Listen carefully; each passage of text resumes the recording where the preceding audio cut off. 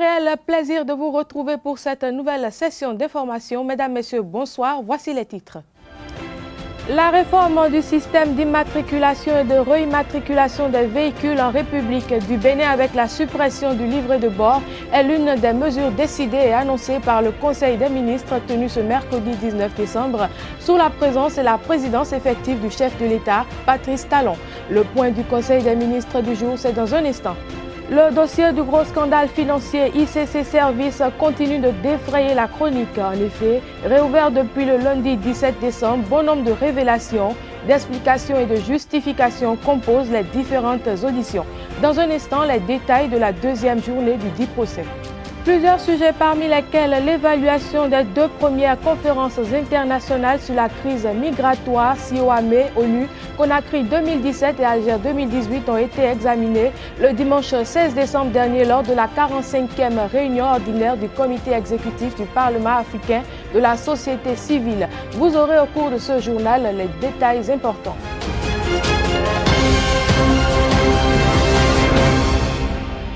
À nouveau, bonsoir. Commençons ce journal par une brève. Les nouveaux aspects de constitutionnalité au Bénin, c'est le thème d'une des rencontres thématiques organisées par la Cour constitutionnelle le mardi 18 décembre 2018. Un thème qui révise les thématiques et les modes de saisine de la haute juridiction. Le professeur Adama Bouda a entretenu l'auditoire sur la pratique au Bénin et en la comparant aux usages des pays dits de grande démocratie. Nous y reviendrons plus amplement dans nos prochaines éditions. La séance hebdomadaire du Conseil des ministres s'est tenue ce mercredi 19 décembre 2018 sous la présidence effective du président Patrice Talon. Plusieurs dossiers ont été examinés et d'importantes décisions ont été prises. Ainsi, au titre des mesures normatives, le Conseil a pris un décret d'approbation des normes minimales de performance énergétique des lampes et climatiseurs individuels en République du Bénin. Pour plus d'explications, je vous invite à suivre le ministre du Tourisme, de la Culture et des Sports, Oswald Omeki, à l'occasion du traditionnel compte rendu du Conseil des ministres. Il est au micro d'Abdelkader Achirou et Anifat Boukari. La production considérable d'équipements énergétiques a engendré le déversement sur le marché béninois de matériel de performance énergétique douteuse. Ceci a pour conséquence l'augmentation incontrôlée de la consommation d'électricité aussi bien dans l'administration publique que dans les ménages. Il s'ensuit un surcoût d'investissement, avec pour conséquence un impact négatif sur la consommation d'énergie d'origine fossile et surtout sur le climat. Dans le but d'y mettre fin, des normes fixant les exigences minimales de performance énergétique et des étiquettes énergétiques ont été élaborées pour les lampes et les climatiseurs individuels. Celles-ci ont été homologuées par le Conseil national de normalisation et de gestion de la qualité. C'est pour permettre leur diffusion et leur appropriation par le public que le présent décret a été adopté. Cette disposition vise à amener les fabricants, les importateurs et les distributeurs à n'importer et à ne commercialiser au Bénin que des produits économes en énergie avec une étiquette indiquant la classe énergétique et les spécifications techniques réelles des équipements. Ainsi, les consommateurs béninois pourront effectuer des choix avisés qui contribueront à une diminution substantielle de leur consommation d'énergie. Le ministre de l'Énergie, ainsi que les autres ministres concernés par la mise en œuvre des prescriptions de ce décret, sont instruits à l'effet de faire organiser des séances de sensibilisation, d'information, d'éducation et de communication sur toute l'étendue du territoire national pendant la période transitoire de 18 mois qui prendra fin le 30 juin 2020. Toujours lors du Conseil des ministres du jour au titre des mesures normatives, il a été élaboré une réforme de système d'immatriculation et de réimmatriculation des véhicules en République du Bénin avec la suppression du livret de bord. Cette mesure s'inscrit dans la dynamique de rendre plus performant, plus efficace et plus sécurisé le système. Pour plus de précisions, je vous invite à suivre à nouveau le ministre du Tourisme, de la Culture et des Sports, Oswald Omeki. La simplification de la procédure d'immatriculation des véhicules à 4 roues est un volet de la nécessaire modernisation des formalités liées à la mise en consommation des véhicules et à l'allègement de la constitution des pièces administratives y relatives. Les réformes engagées dans le secteur comportent le double avantage de satisfaire les attentes des automobilistes et de renforcer la sécurité des autres usagers de la route. Ainsi, À compter du premier trimestre 2019, le délai entre le dépôt du dossier et l'obtention des plaques d'immatriculation sera de 24 heures. Ces réformes visent entre autres à supprimer le livret de bord, dont la possession pour les raisons sus-évoquées devient superflue et les frais pour son acquisition sont donc supprimés.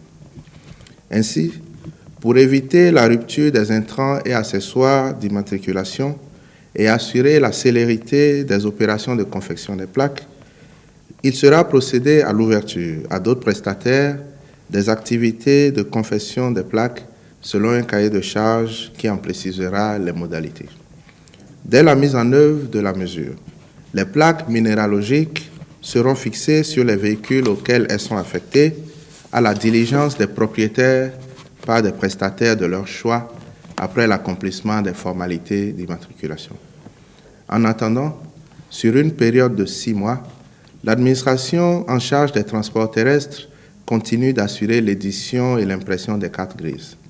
Le ministre des Infrastructures et des Transports veillera à la mise en application effective des nouvelles dispositions réglementaires. Le Conseil de ce jour a également rendu public les prix des produits pétroliers valables pour le mois de janvier 2019. Aussi, au titre des mesures individuelles, plusieurs nominations dans divers ministères ont été effectuées. Suivons à nouveau le ministre du Tourisme, de la Culture et des Sports, Oswald Omeki, au micro d'Abdelkader Achirou et Anifat Boukari. En application du mécanisme d'ajustement mensuel, les prix au titre du mois de janvier 2019 se présentent comme suit.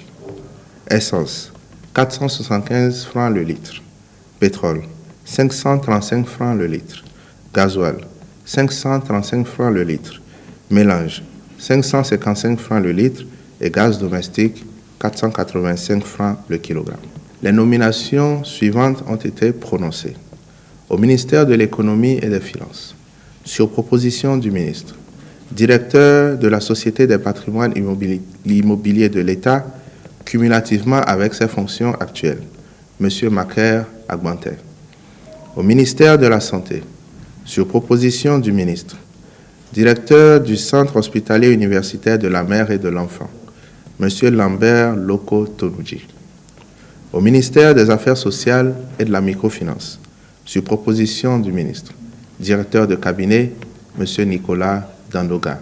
Entamé le lundi 17 décembre 2018, le procès des accusés dans le dossier ICC Services est poursuivi le mardi à la Cour de répression des infractions économiques et du terrorisme CRIET.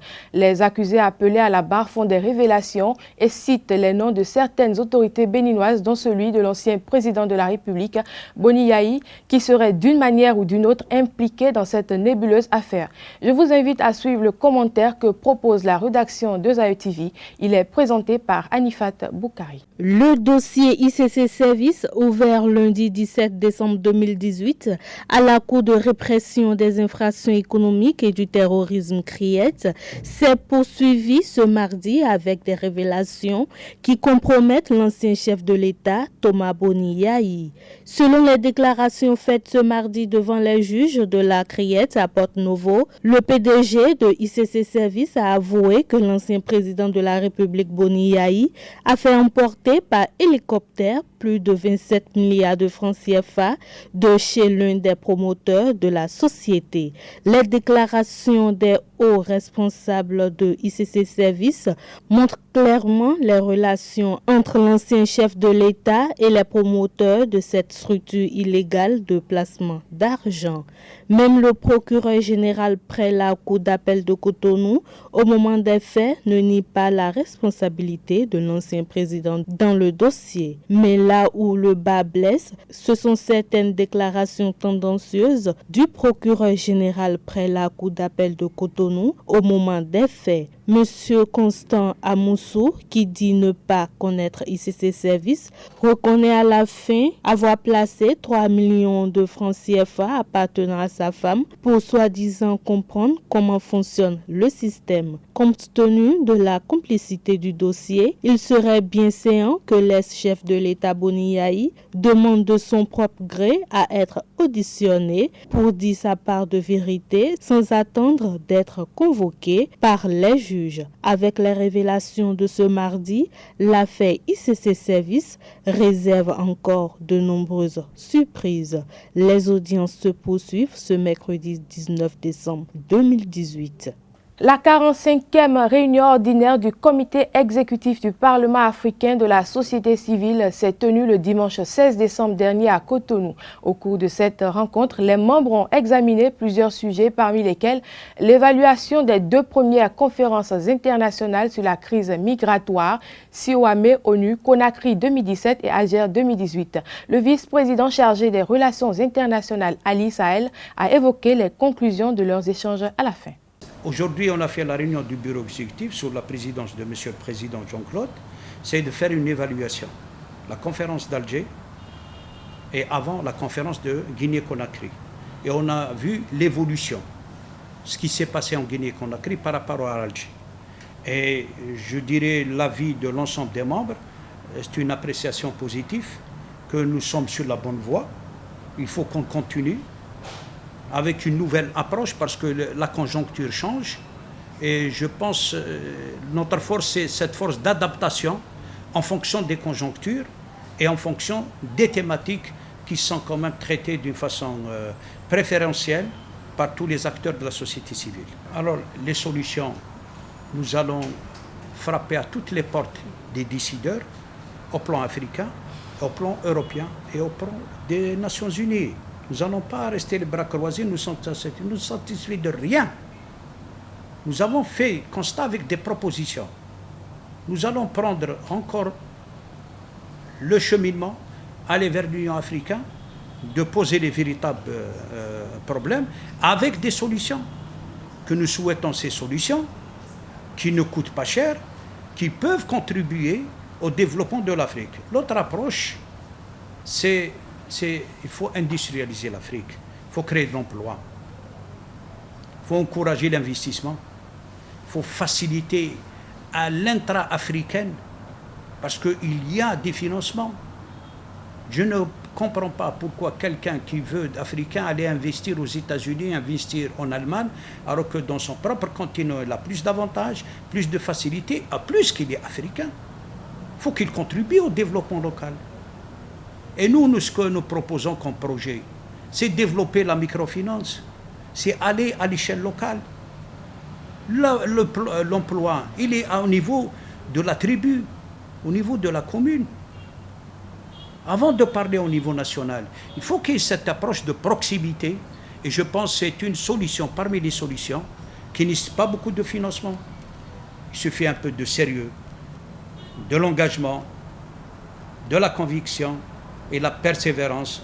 Je pense, nous, en tant que Parlement africain, nous sommes sur la bonne voie et ensemble, nous allons encore mobiliser la société civile africaine pour qu'elle devienne véritablement une force de proposition, une force d'espoir pour la jeunesse africaine. Massini, ça, il l'a dit, un roi berbère, ça fait plus de 2000 ans. L'Afrique aux Africains. Nous voulons construire l'Afrique que nous voulons. Il faut que la main dans la main, sans exclusion, et nous pouvons construire un avenir prospère pour toute l'Afrique. Elle devient un partenaire important dans l'économie mondiale. Voilà mon souhait et nous sommes sûrs qu'on a les capacités.